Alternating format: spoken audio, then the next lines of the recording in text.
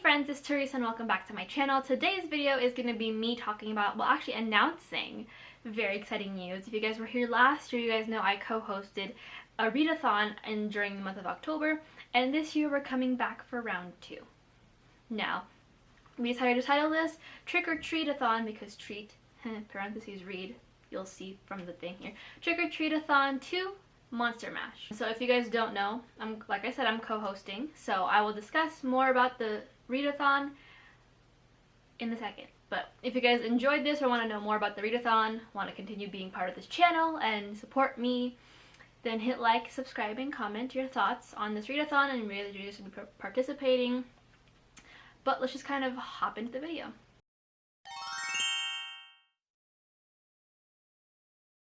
So like I said at the beginning, this readathon will go from October 1st to October 31st, so you have an entire month to read. I'm one of the co-hosts, the other ones are part of the infamous group that you guys hear me talk about all the time because I love them so much. And that's Charlotte, Connor, TB, Andrew, Lisa, Armin. We are all coming back for a round 2, and this time's theme is focused around monsters. I think we did something similar last time, but this focus is for you guys to come back and like try to collect all the monsters basically. We have 9 prompts to choose from, all of them based off of a monster, and they do have each like little prompt has a subsection, so in case you guys can't figure out a prompt you want to do, or just like, do I want to do, like if you guys can't like read a book with a specific prompt, there will be sections underneath it, and you guys are also more than welcome to double up. If you guys have any questions or kind of need recommendations, I will leave our social medias down below where you guys can find us for not only recommendations, you guys are more than welcome to DM me on the social medias, and I'll also be leaving a Google Doc below of all of the recommendations for said books that you guys can go ahead and pick up and read that'll fit these themes. But yeah, so let's just kind of move on to the prompts. I'm kind of sad I accidentally left my witch hat at my parents' house from last year, and I don't have anything super spooky. So I guess this year I'm gonna go as a lesbian librarian.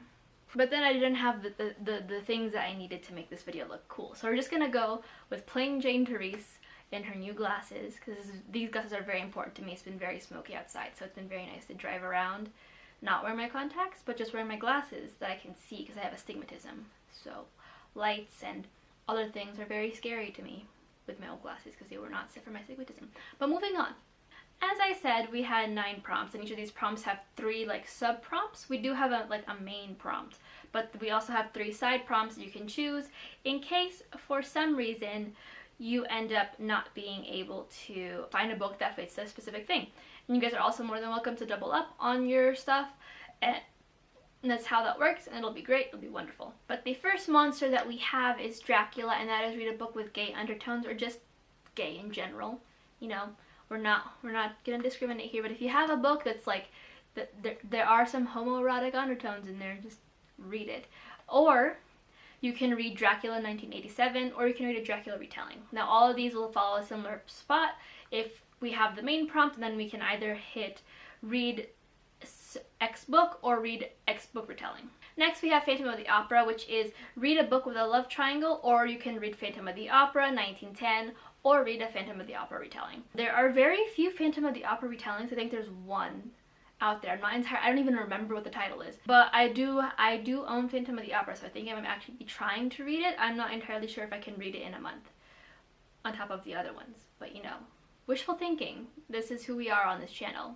Next one is Creature of the Black Lagoon, and that is read a book with a cryptid or a mythical creature, or read a book set in the sea, around the sea or in the sea, you know, pirates and the R's, or read Lady from the Black Lagoon.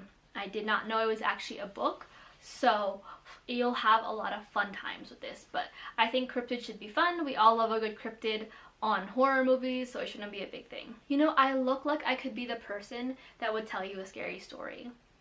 I'm okay with this. The next one is Frankenstein, and that is read a book from a villain's perspective, read Frankenstein 1831, or read a Frankenstein retelling. Again, I don't know about very many Frankenstein retellings out there. I think there are like 1 or 2 that I've heard of vaguely, but if I do remember them, I will be sure to add them in the Google Doc down below. Next prompt is Bride of Frankenstein, and that is read a book featuring an unhealthy relationship, read Frankenstein, again 1831, or read a Frankenstein retelling. Since these two are kind of like cousins of each other in terms of like the topic, those two subgenres are very similar. The next one is Invisible Man, and that is read a book where the character has special powers, or read a sci-fi book, or read The Invisible Man circa 1897. Pretty self-explanatory. It's not that hard to find a lot of sci-fi books out there, or books with characters that have special powers, so you know, you have your options. The next one is The Mummy, and that is read a book that is 20 plus years old, or read a book inspired by ancient Egypt, or read The Mummy 1827. Honestly, Connor basically made a lot of the things that we're talking about, minus for the prompts. They all had to say in the prompts. But in terms of making sure that the monsters had their own like novel you can read or a retelling you can read, that is all Connor. And Connor is like my guide when it comes to classical reading or classics. So like, let's all just kind of give Connor a little round of applause for doing all this research and all this love into this readathon, because like, we love you, boo-boo. The next one is The Wolfman, and that is read a book where a character goes through a transformation, or read a book featuring a werewolf. I feel like that one shouldn't be that hard to do, at least with the werewolf portion. The transformation portion, I feel like it's so broad, you could probably just kind of like get away with it. And the last prompt is The Raven, and that is read a book with mental health representation, or read a book with a black cover, or read The Raven 1845. Again, you guys have a wide array of things you can do. This is one of my favorite readathons, aside from the fact I'm co-hosting with some of my best friends on BookTube here. If you guys are able to join, leave me a comment down below.